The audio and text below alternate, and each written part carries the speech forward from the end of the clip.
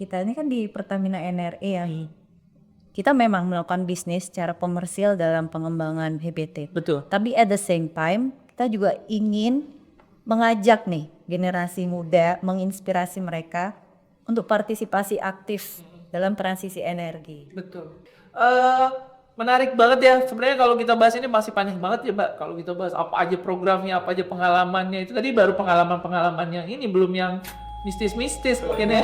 Atau yang serap-serap kita belum tahu.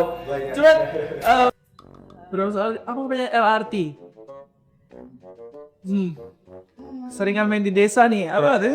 Light Rail Train kalau salah. Light Rapid Transit. Enggak, Rail. Oke.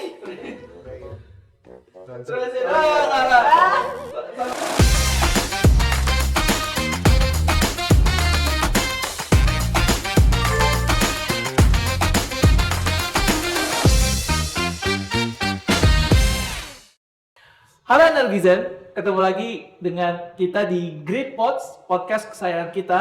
Masih ingat nggak jargon kita kalau kita bilang Great Pods?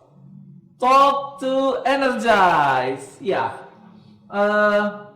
menarik ketika kita membahas sebuah perusahaan pada hari ini, di mana perusahaan ternyata selain mereka menjalankan bisnis mereka untuk menghasilkan keuntungan, ternyata tidak sedikit perusahaan dan mungkin hampir semua perusahaan yang ada itu melaksanakan kegiatan CSR atau kalau sekarang disebutnya CID, Community Involvement Development.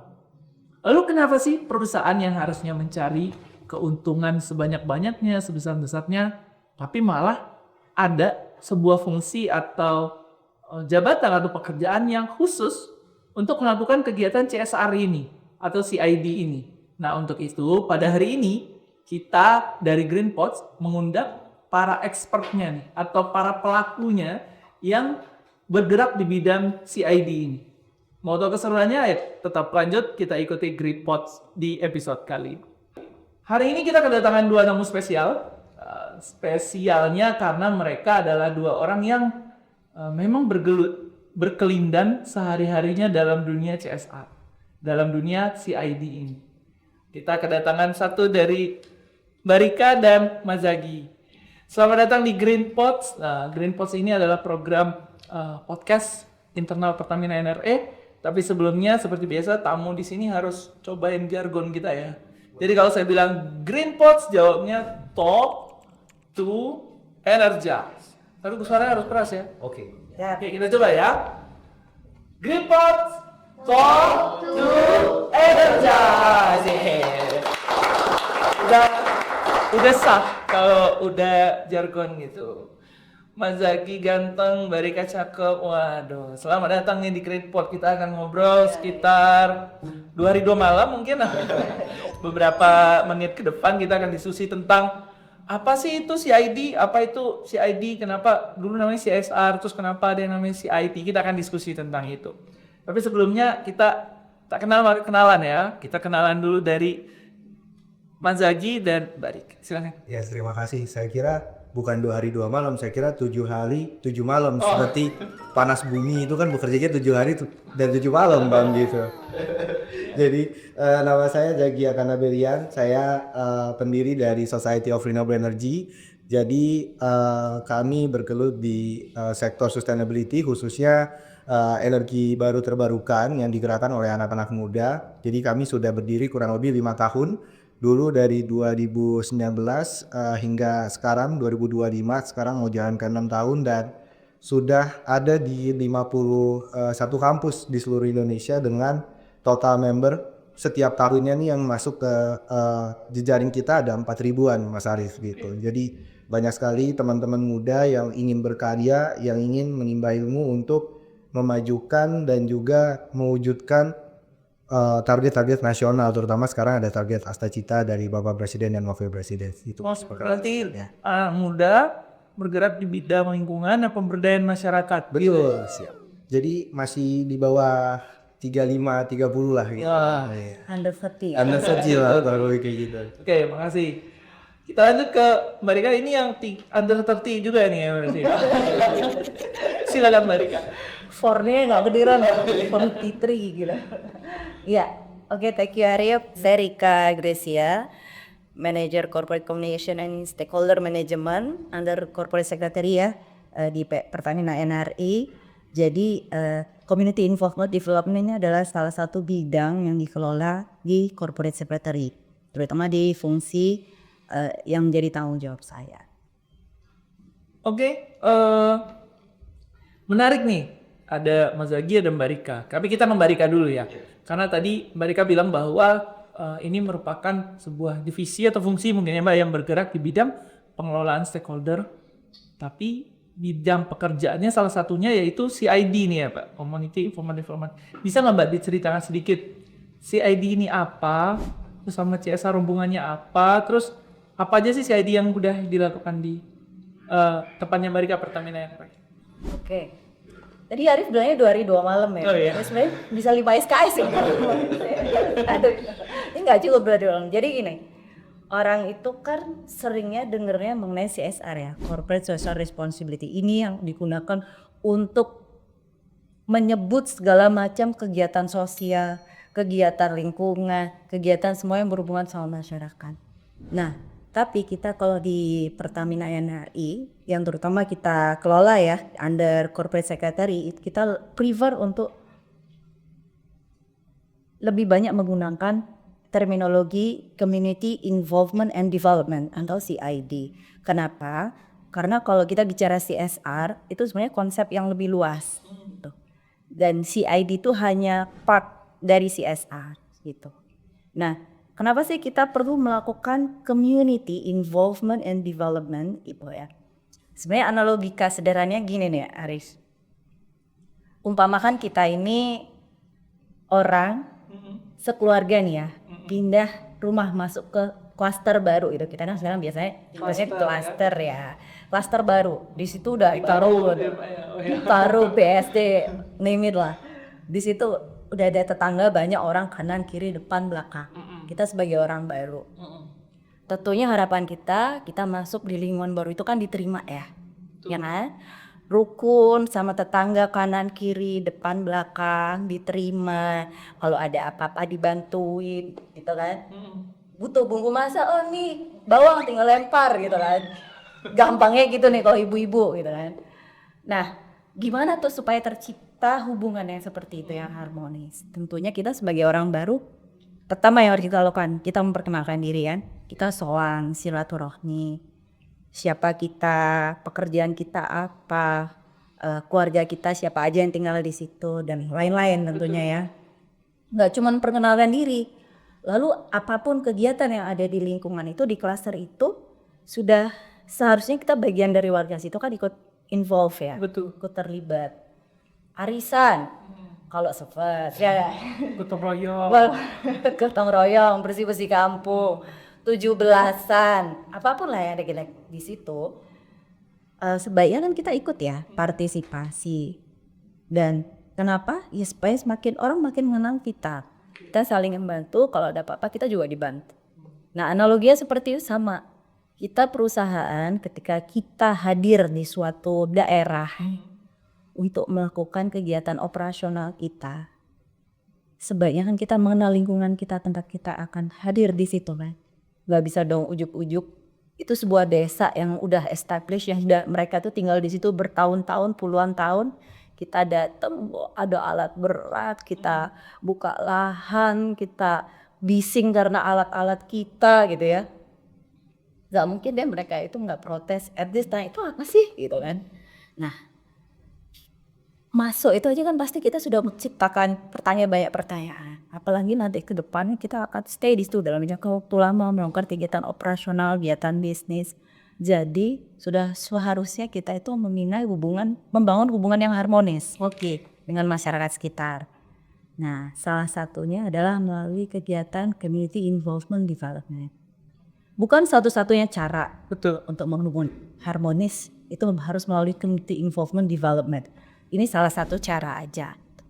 Nah, seperti apa sih bentuknya? Nah, bentuknya adalah bagaimana kita itu melibatkan masyarakat dan bagaimana kita itu bisa berkontribusi, berpartisipasi untuk bisa memberikan dampak positif ke masyarakat di sekitar kita melakukan kegiatan operasi. Makanya terminologinya jadi involvement ya. Involvement, jadi terlibat. Dan ini beda loh sama charity ya, Betul. yang cuman sifatnya tuh stop and go, datang ngasih udah gitu selesai. Kalau CID itu tadi kuncinya adalah involvement. Jadi masyarakat itu dilibatkan sejak awal. Jadi bukan kita yang menentukan, oh perlunya dikasih beras, ya. Kita harus mengetahui dulu apa sih yang menjadi kebutuhan, atau misalnya di situ ada permasalahan sosial, permasalahan ekonomi. Nah itulah kita melibatkan masyarakat, kita mencari tahu di situ itu kebutuhannya masyarakat itu apa. Nah dari situ baru kita menjadi bagian bagaimana kita bisa berkontribusi untuk bisa memberikan dampak positif. Lebih bagus lagi kita bisa menjawab permasalahan sosial ekonomi yang ada di masyarakat kita. Oke, terima kasih Mbak Rika. Komprehensif sekali penjelasannya tentang CID. Jadi terang ya bagi kita semua di sini bahwa CID ini adalah bagaimana peran perusahaan yang Mbak untuk ikut ke dalam kehidupan masyarakat. Sekarang saya mau ke Mas Zagi dulu nih. Mas Zagi ini saya dengar-dengar, saya lihat-lihat gitu kan. Kalau kita bicaranya CID itu mungkin di tataran lokal nih Mbak, di tataran desa gitu. Tapi kalau saya lihat Mas Zagi ini udah skalanya udah nasional, bahkan pernah ngomong di forum United Nations ya Mas Zagi ya. Mungkin bisa diceritakan Mas, kenapa Mas Zagi dengan usia yang masih muda ya, masih muda terus tapi udah mulai untuk aktif dalam bidang pemberdayaan masyarakat, lingkungan ini gimana sih Mas ceritanya awal mula sampai sekarang? So, makasih banyak Mas Arief, tadi juga Mbak Rika menjelaskan CID dalam sebuah narasi yang mudah untuk dicerna oleh kita semua kan, di mana itu berhubungan dengan apa sih tujuan dari Indonesia itu untuk ke arah lingkungan dan juga sektor energi nih Mas. Kita bicara target Indonesia itu kan mau menuju net zero emission 2060 atau lebih cepat. Lalu di tahun tersebut itu generasi siapa? Kurang lebih kayak gitu. Itulah generasi kita. Kebetulan saya menyebut kami lah kurang lebih ya. Iya.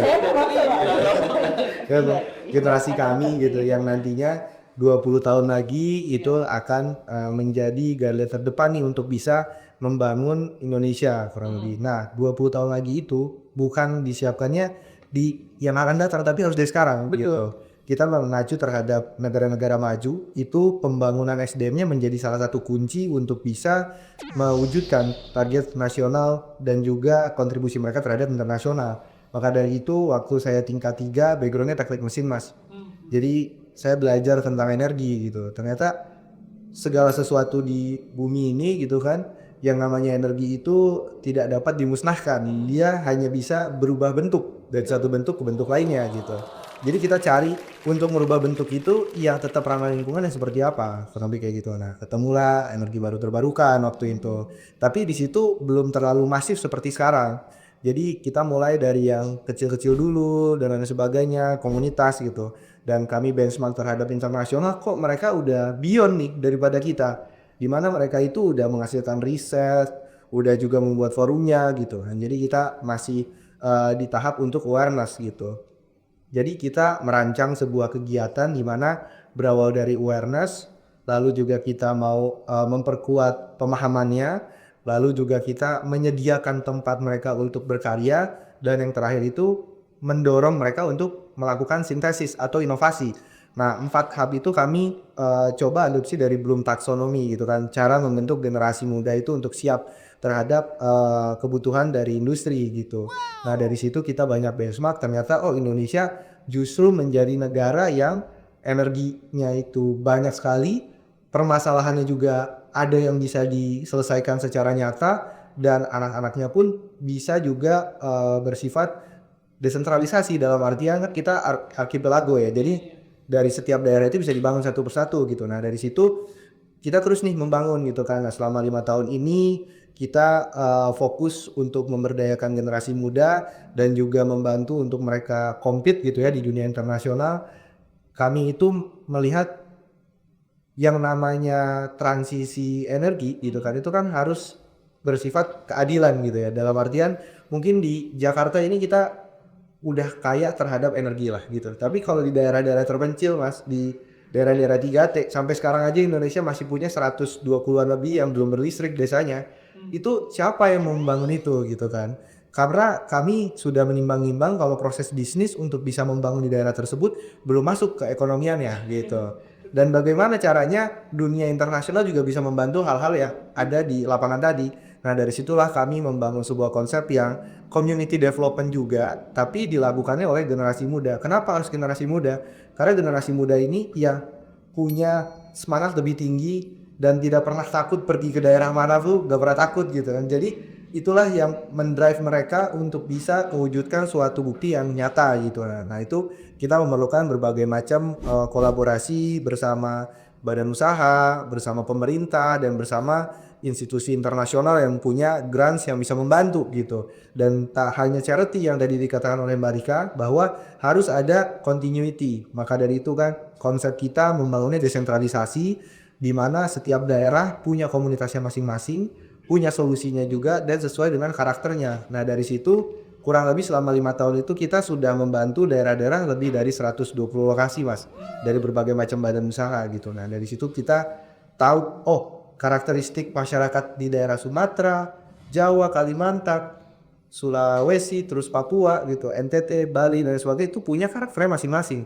dan harus digerakkan oleh anak-anak mudanya karena mereka ketika berkomunikasi itu sama rata dan juga bisa satu frekuensi gitu. Nah dari situ kita banyak bercerita, lalu dipanggil kemarin 2024 ya di United Nation, itu acara Sustainability Week pertama di internasional, bahwa Sustainability Week itu menggambarkan inilah sosok anak muda yang sudah berkontribusi nyata, dan itu Indonesia yang awalnya kita di belakang negara-negara maju, kita udah bisa ada lompatannya mas. Karena apa? Kita ada permasalahan yang real di lapangan yang bisa diselesaikan gitu. Dan kita juga terus berdiplomasi di luar negeri untuk bisa menceritakan nih anak-anak muda itu kan banyak sekali yang hebat-hebat di Indonesia.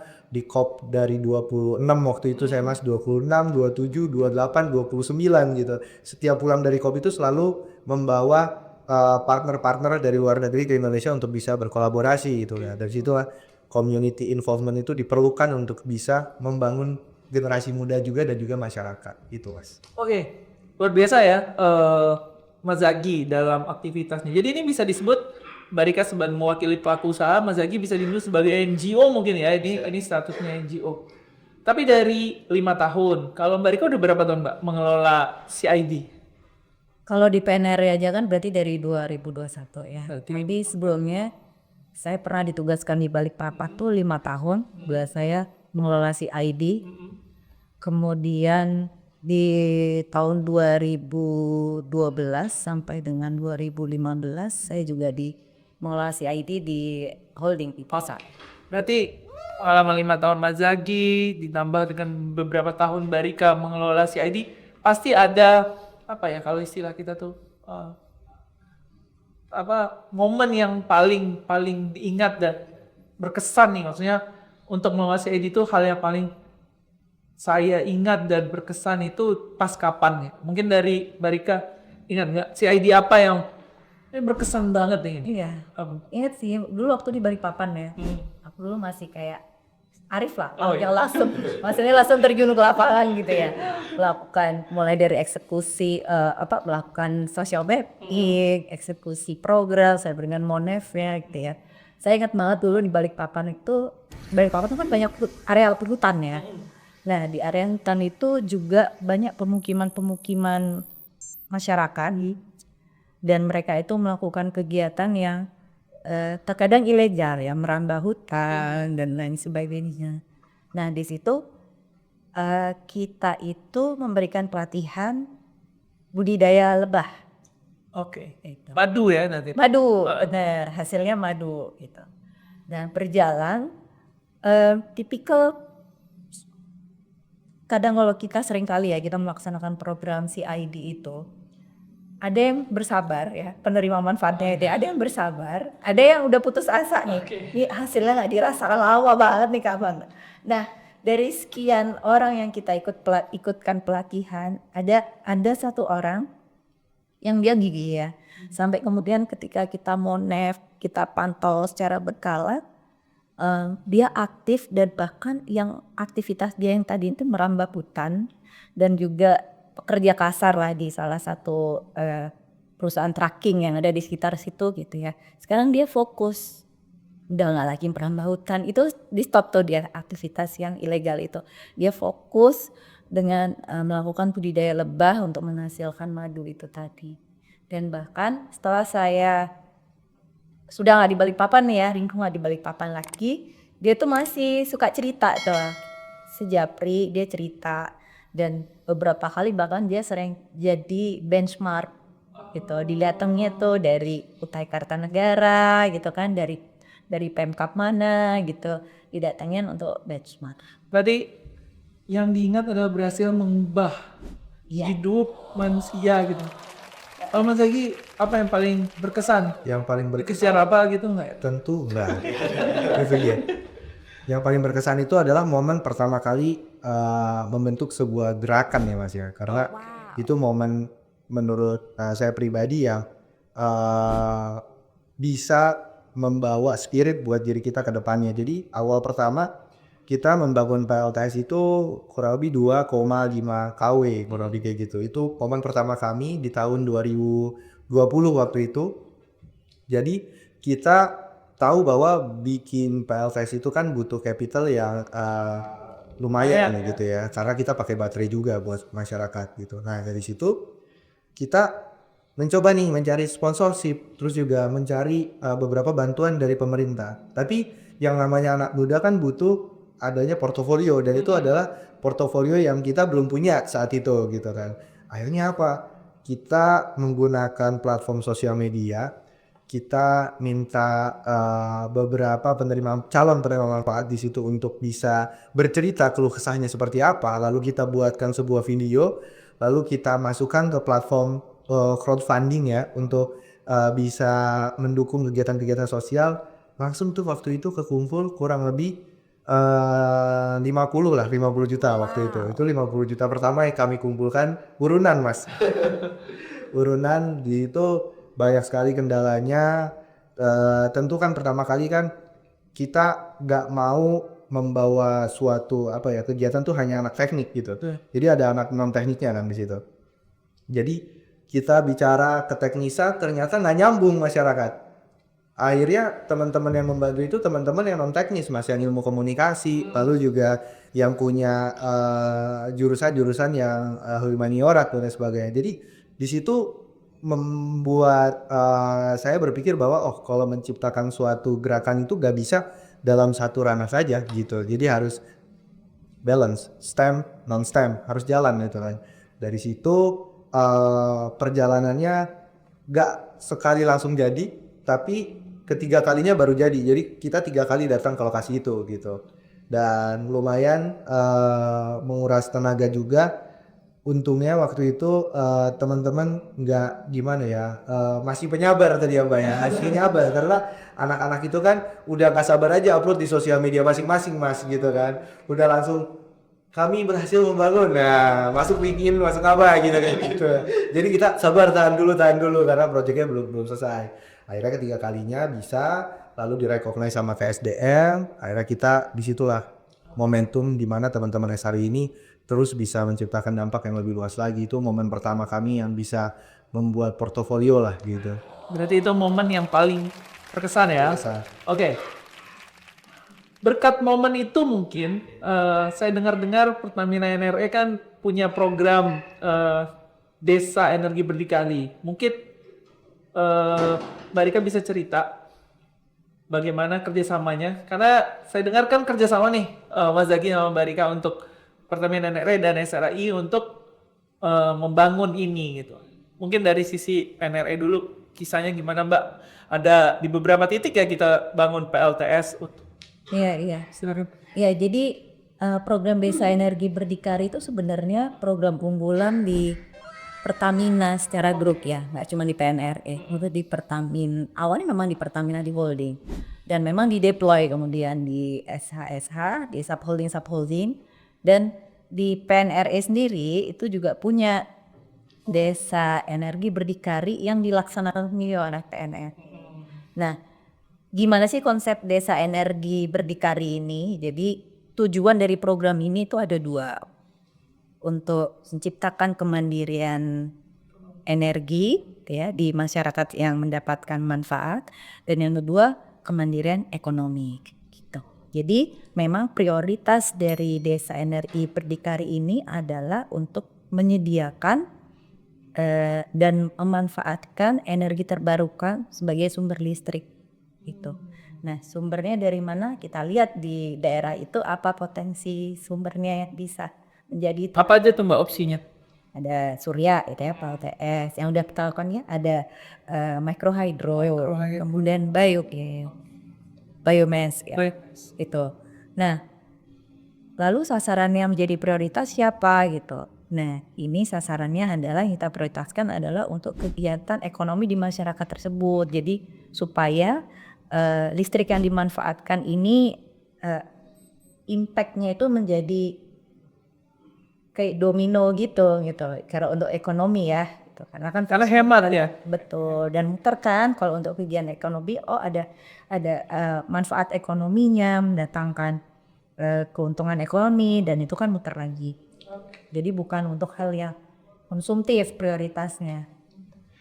Kalau dari poin dari Mbak Rika, Mas Zaki kan sebagai mungkin sering mengamati ya, atau mungkin tidak hanya di Indonesia tapi di luar negeri juga ada kegiatan-kegiatan serupa. Pandangan Mas Zaki terkait kegiatan seperti ini ya, kalau saya dengar tidak hanya desa ya Mbak, ada sekolah juga yang dilakukan oleh holding gitu, sekolah energi berdikari gitu. Jadi dari SRI mungkin terlibat juga mungkin dalam brainstorming terkait itu. Mungkin ada yang bisa disampaikan Mas Zaki? Jadi kalau melihat dari tren global ya Mas, apalagi sebagai perusahaan energi gitu, udah kita berkontribusi terhadap energi, terus juga kontribusi energi terhadap masyarakat, jadi double tuh kebaikan dari perusahaan ini gitu. Jadi kalau lihat di luar negeri itu jarang CSR-nya yang memberdayakan daerah-daerahnya itu berbasis core bisnisnya Mas, kurang lebih. Dan kita juga banyak diskusi ya, kalau di Southeast Asia itu sendiri ada beberapa perusahaan tapi tidak terlalu besar skala untuk membangun desanya, dan itu percontohan saja, mungkin 1 atau sampai 5 lokasi gitu. Dan di luar negeri, di Eropa, tentu kan karena mereka negara maju udah well established, jadi pemberdayaannya itu lebih ke arah advokasi dan juga policy making gitu. Terus kalau di Afrika itu benar-benar grants tidak datangnya dari perusahaan tapi datangnya dari donor-donor dari luar negeri, kayak di Amerika, lalu juga dari Europe, lalu dari Jerman dan sebagainya, itu membantu daerah-daerah yang terpencil tadi. Dan itu ada proses bisnisnya kalau itu kurang lebih, karena ada bisnis yang dibangun di daerah tersebut gitu. Berbeda dengan yang di Indonesia ini. Nah, kalau di Indonesia ketika kita benchmarking itu dia udah one step ahead. Bisnis energinya jalan, tapi CID-nya pun itu sesuai dengan kondisinya gitu. Dimana nanti ke depannya, karena ini kan harus dipersiapkan. Walaupun teknologinya ini masih terus berkembang dan juga mencapai titik parity atau ekonominya, tapi persiapan komunitas dan SDM-nya harus dari sekarang. Dan itu gimana caranya? Salah satu lewat CID tadi gitu. Dan ini udah sesuai dengan beberapa metodologi yang digunakan di internasional gitu. Dan kami juga selalu menyampaikan kalau ada FGD di luar negeri dan lain sebagainya, bahwa badan usaha di Indonesia bekerja sama dengan pemerintahnya itu sama-sama berkolaborasi dengan masyarakat gitu. Maka dari itu ketika melihat semangatnya Pertamina gitu kan untuk bisa membangun daerah-daerah terpencil atau ya daerah desa, kita sangat semangat nih. Karena apa? Kebutuhan dari kami sebagai NGO bisa mengaplikasikan hal-hal yang kita dapatkan di kampus, pembelajaran yang ada di luar untuk bisa adil di lapangan. Karena ketika ilmu tanpa ada wadah itu menjadi ilmu yang kurang lengkap Mas gitu. Jadi harus diaplikasikan. Nah, dari situ kita melihatkan, wah ini ada pipeline yang bisa kita sinergikan bersama, dan kita bantu advokasi terhadap pemerintah gitu. Karena apa? Harusnya memang yang bersuara itu kan penerima manfaatnya gitu kan. Dan kita juga sebagai penerima manfaatnya bercerita terhadap pemerintah bahwa nanti harus ada kebijakan yang mendukung juga, lalu juga bercerita terhadap media bagaimana amplifikasinya tersebut, bahwa komunitas ini menjadi peran penting untuk bisa mewujudkan target Indonesia di kemudian hari. Nah, kami di beberapa lokasi, contoh aja ya, mungkin ada di Ulu-Belu ya Mbak ya, terus juga ada di dekat Kalimantan gitu ya, kayak Kalimantan itu dikolaborasikan langsung dengan anak-anak muda di situ, yang memasangnya juga anak-anak muda di komunitas tersebut. Nanti ke depannya ketika mereka KKN atau ketika mereka ada libur pasti balik Mas gitu. Karena apa? Ada sense of belonging yang mereka dapatkan di situ, dan itu juga istilahnya badan usaha juga mendapatkan manfaat dari tenaga volunteer-nya teman-teman semua, lalu teman-teman juga mendapatkan aplikasi secara nyata gitu. Nah, itulah harapan yang kita rasa bahwa kegiatan-kegiatan ini tuh harus continue dan juga ada take and give-nya bersama masyarakat. Masyarakat benar-benar dibangun kapasitasnya untuk bisa menjaga sistem-sistem yang sudah diberikan. Oke. Berarti mereka nambah tuh berarti poinnya. Tidak hanya pemberdayaan ekonomi dan jaga lingkungan saya, tapi kita memberikan wadah juga ya berarti Benar, kepada benar. iya, wadah bagi Iya, pihak-pihak yang punya visi sama betul. untuk bareng-bareng nih gitu untuk melakukan ini. Karena gini Arif, Zagi, kita ini kan di Pertamina NRE ya. Kita memang melakukan bisnis secara komersial dalam pengembangan HBT. Betul. Tapi at the same time, kita juga ingin mengajak nih generasi muda, menginspirasi mereka untuk partisipasi aktif dalam transisi energi. Betul. Supaya topik atau isu transisi energi ini nggak cuman jadi topik pembahasan di tingkat elitis gitu ya. Selama ini tuh mungkin cuman kayaknya cuma jadi bahan diskusi antara regulator sama korporasi gitu ya.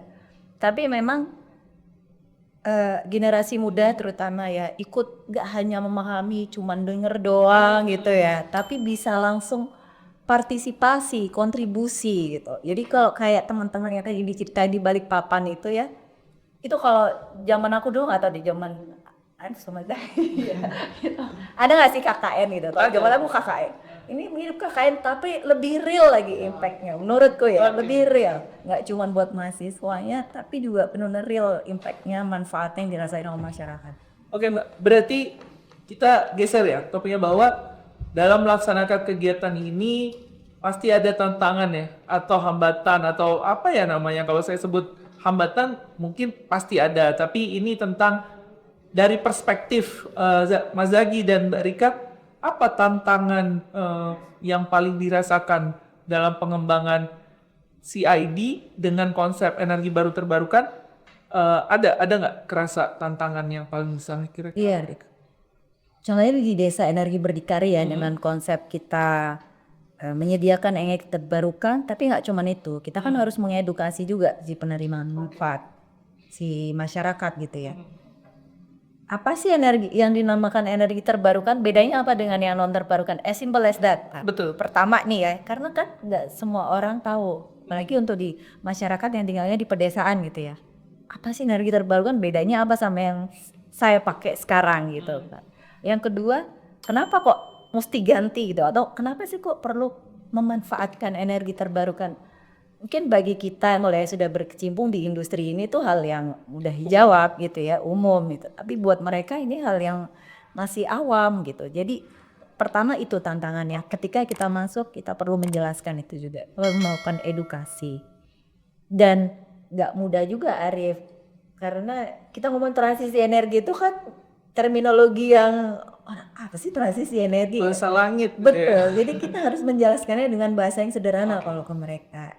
Manfaatnya juga kita harus jelaskan dengan sederhana. Mungkin bisa sesederhana bahwa Pak, Bu, kalau masih pakai listrik yang sekarang tagihannya sekian. Nah, kalau pakai listrik yang dari sinar matahari itu lebih hemat. Kenapa? Karena tiap hari ada matahari dan ini murah, anugerah dari Tuhan. Iya.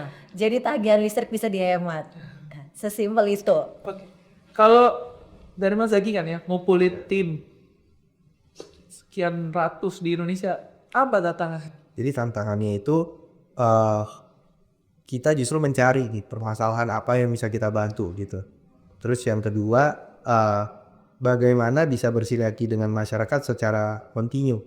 karena itu perlu interaksi gak hanya 1 atau 2 kali Mas, tapi harus 1 minggu kita tinggal di sana atau misalkan ada lanjutannya gitu kan.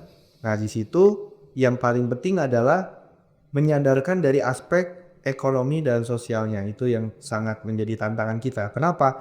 Kalau mereka tidak paham bahwa ada manfaat ekonominya, mereka nggak punya sense of belonging Mas terhadap sistem tersebut gitu.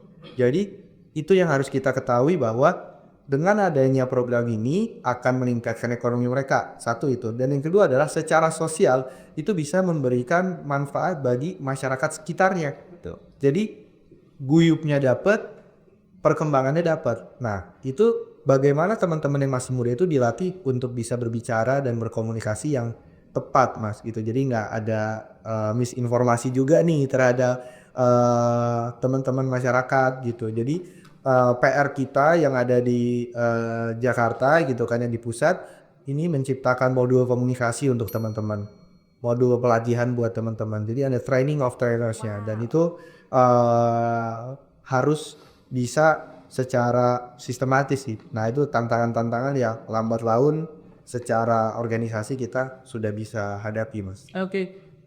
Kelihatan banget sama ya. Tantangannya kan mirip nih. Edukasi, sosialisasi, berarti kolaborasi lah kuncinya ya. Mungkin berarti antara kita nanti bisa bikin satu modul yang sama, programnya yang sama. Oke. Menarik banget ya. Sebenarnya kalau kita bahas ini masih panjang banget ya Mbak. Kalau kita bahas apa aja programnya, apa aja pengalamannya. Itu tadi baru pengalaman-pengalaman yang ini, belum yang mistis-mistis mungkin ya. Atau yang serap kita belum tahu. Cuman mungkin Mas Zagi, Mbak Rika, ada nggak harapan? Mereka ini udah jalan lama nih ya. Mas Zagi udah 5 tahun, Mbak Rika udah berapa tahun untuk jalan CID. Ada nggak sih harapan untuk kegiatan ini ke depan? Even ini bukan tentang Pertamina NRE atau bukan tentang SRI, tapi tentang dunia atau mungkin Indonesia secara khusus tentang CID. Ada ya harapan? Ya harapannya kalau saya sih memang perspektifnya, karena saya di korporasi ya, saya akan menggunakan perspektif bagian dari korporasi, bahwa di dalam kita sendiri ya, di internal korporasi aja mungkin belum banyak yang mengetahui tentang konsep CID gitu ya. Jadi seperti tadi sudah aku jelasin, kita tadi obrolin bahwa CID itu Community Involvement Development, dan kenapa kita perlu melakukan itu. Jadi sebaiknya kita tidak memandang CID itu hanya sebagai sebuah cost atau biaya, tapi ini investasi. Investasi secara umum, secara luas adalah investasi sosial gitu ya. Dan bagi perusahaan, jadi ada yang disebut license to operate. Jadi ini berupa dukungan sosial ketika perusahaan akan masuk ke sebuah daerah untuk melakukan kegiatan operasional. Dengan CID inilah salah satu kita mendapatkan license to operate. Jadi part of business ya berarti? Betul, terintegrasi. Jadi kita tidak boleh memisahkan itu, apalagi itu maksudnya ini cost. Sebenarnya ini costnya, ini adalah investasi. Buat perusahaan pun ini investasi. Intangible ya. Betul. Dan tidak dirasakan, namanya investasi tidak dirasakan dalam waktu 1-2 tahun, bisa ke depan. Dan selain license to operate, kemudian apabila kita tentunya tidak mengharapkan ya tadi, apabila terjadi suatu krisis apapun itu ya, krisis operasional, krisis apapun itu yang terjadi di wilayah tersebut, tentunya kita sama kayak tadi analogi saya ya, ketika kita bertetangga ada apa-apa, siapa sih yang bakal nolongin duluan? Yang terdekat sama kita siapa sih? Tetangga ya. Nah harapannya kita pun dapat bantuan, dapat dukungan dari warga sekitar itu yang terdekat. Itu jadi dibutuhkan ketika kondisi seperti itu. Dalam jangka lebih panjang lagi, tentunya ini akan memberikan manfaat yang besar untuk reputasi perusahaan. Gitu sih.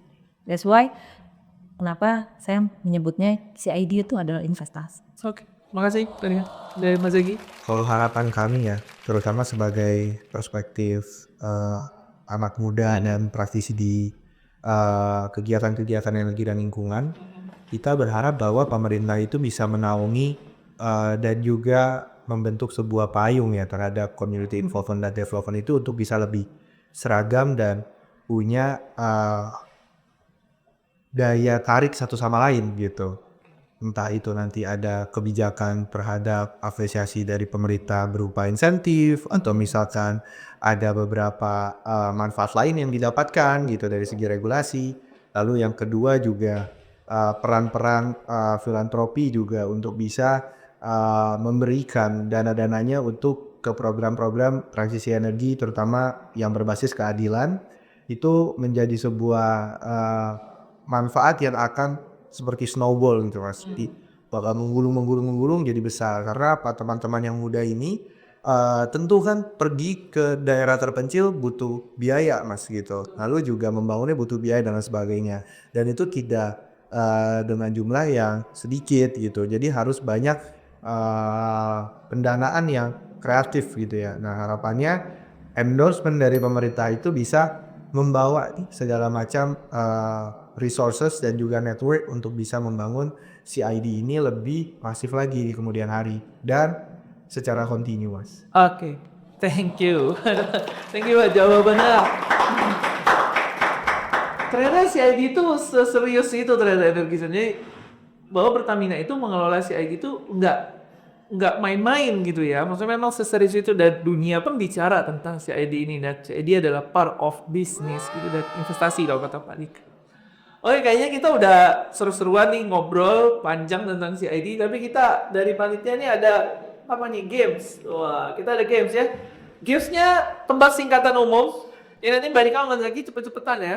Jawabannya gini ya. Gamenya bukan buat energi Zen. Enggak, buat peserta kan? Oh iya, ya buat apalagi Bang Zaid Pinotam. Ya kita games ada hadiahnya ya nanti ya. Nih, kita mulai orang. Apa kepanjangan dari petani? Tuh, apa yuk kepanjangan dari petani? Apa? Tiga. Satu, apa? Petani, pengusaha, penjaga, tatanan, tatanan bumi. Oh iya, Oh itu ada. itu ada. Oh, Itu resmi kepanjangannya. Yakin. Resmi tuh. nanti energi satu dicek beneran petani kepanjangannya penyangga tatanan negara Indonesia. Tapi kalau dipikir-pikir jangan iya ya. Kalau nggak ada petani, oh kadang oke banget ya betul kan. Orang Indonesia mak. Oke, baik. Apa kepanjangan dari Oh, Net zero emission. Belum. 1-0 ya berarti.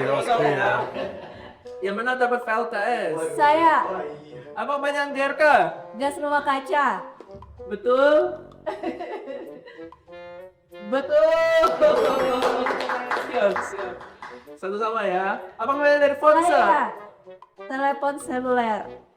Betul. Kelihatan isi aja belum.